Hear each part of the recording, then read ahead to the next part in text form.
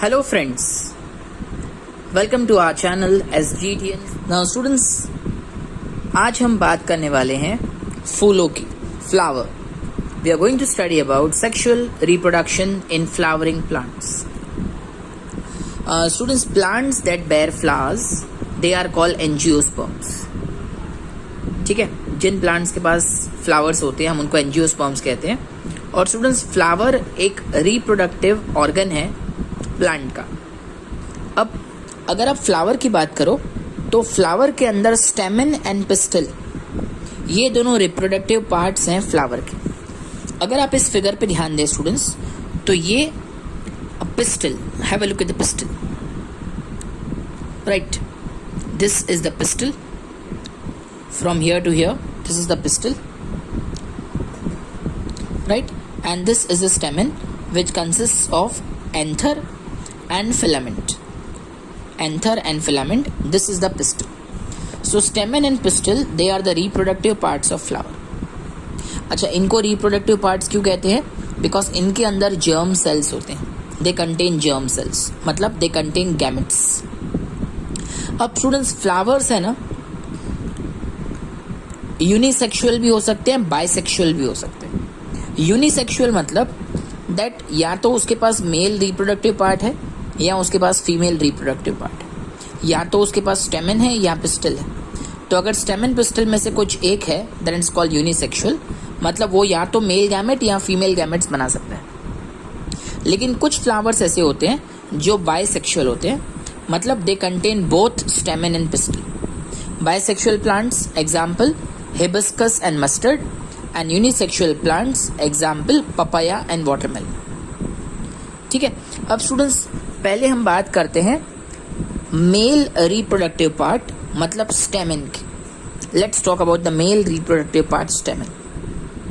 अब स्टूडेंट्स, ये जो पार्ट है ना, this is anther, right, and this is the part which produces pollen grains. Because pollen grains जो येलो कलर के होते हैं, जब भी हम फ्लावर के स्टेमन को टच करते हैं ना डियर, तो हमारे हाथ में एक येलो पाउडर चिपक जाता है which is pollen grains. Pollen grains के अंदर मेल गैमेट्स होते हैं, करेक्ट. अब प्लीज फोकस करिए पिस्टल पे, ये वाले पार्ट पे, पिस्टल पे, right. This part at the center is pistil. If you look at the pistil, then pistil is made up of 3 parts. सबसे जो टॉप मोस्ट पार्ट है, this one, this is a stigma, and this elongated part that is center is style. और नीचे जो swollen bottom part है, this is called ovary. Ovary contains many ovules inside it, और हर ovule, each ovule has an egg cell.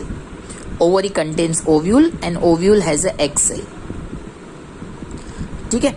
Now let's continue further. Now students, suppose if the pollen grains they go from see, ये pollen grains कहाँ बनते हैं? The pollen grains are produced at the stamen. If they go to the stigma, if the pollen grains from the anther they go to the stigma of the same flower, then such type of pollination is called self pollination.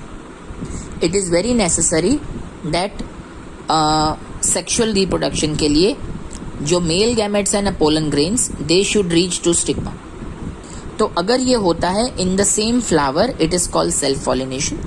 But suppose this is the anther of one flower, और ये कोई butterfly, कोई insect या wind या air और या water, अगर किसी की हेल्प से this pollen grains they move towards the stigma of another flower.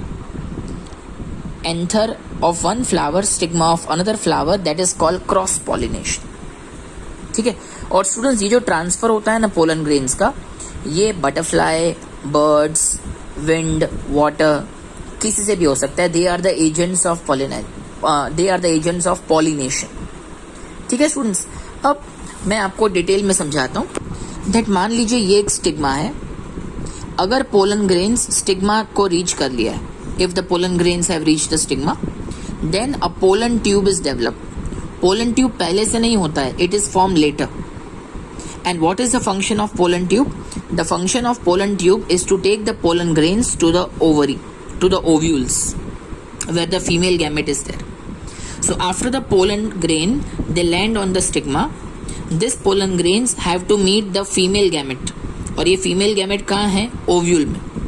तो इसके लिए एक ट्यूब ग्रो होती है which we call pollen tube, and the pollen grains they travel to the pollen tube and they reach the ovary. And when the male gamete which are there inside the pollen grain, when they meet the egg cell, तो हम कहते हैं fertilization has occurred. और ovule के अंदर zygote form होगा. Zygote कहाँ form होगा? ओव्यूल के अंदर. उसके बाद जो ओव्यूल है ना, it will develop a tough coat outside. अंदर ऑलरेडी जाइगोट है, अंदर already male gamete female gamete fuse हो चुके हैं, बाहर एक टफ कोट बन जाएगा, and then it will convert into a seed.